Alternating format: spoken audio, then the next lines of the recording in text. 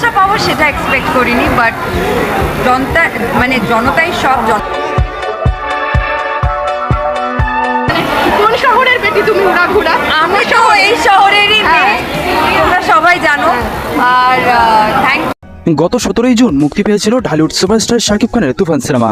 সিনেমাটি বেশ জনপ্রিয়তা পেয়েছিল দেশের প্রতিটি প্রেক্ষাগৃহে। দেশের গণ্ডি পেরিয়ে সিনেমাটি মুক্তি পেয়েছে কলকাতার প্রেক্ষাগৃহে। সিনেমাটির প্রমোশনে গত বুধবার শাকিব খান কলকাতায় পৌঁছেছেন। তবে সেখানে শাকিব খানের যে জনপ্রিয়তা তা দেখে অনেকটা হতবাক হয়েছেন কলকাতায় থাকা অনেক অভিনেতা ও অভিনেত্রীরা। রীতিমতো শাকিব খানের প্রশংসায় পঞ্চমুখ সকল অভিনেত্রী ও অভিনেত্রীরা, সাথে ভক্তদের উচ্ছ্বাস ও ভালোবাসায় যেন মেতে উঠেছে কলকাতার প্রেক্ষাগৃহগুলো। চারিদিকে দুই বাংলায়, সেই জন্য তুফান দেখার প্রচন্ড ইচ্ছে।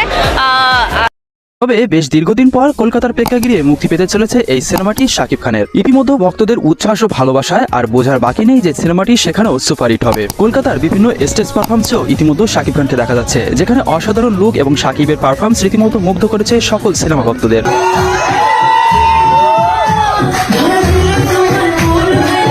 প্রিয় দর্শক, কলকাতার সুপারস্টারদের পাশাপাশি বাংলাদেশের এই মেগাস্টারের তুফান সিনেমা কতটুকু টক্কর দিয়ে চলতে পারবে তা অবশ্যই কমেন্ট করতে ভুলবেন না। পরবর্তী আপডেট পেতে চ্যানেলটি সাবস্ক্রাইব করে পাশে থাকুন। ধন্যবাদ। SA News 24 Ace।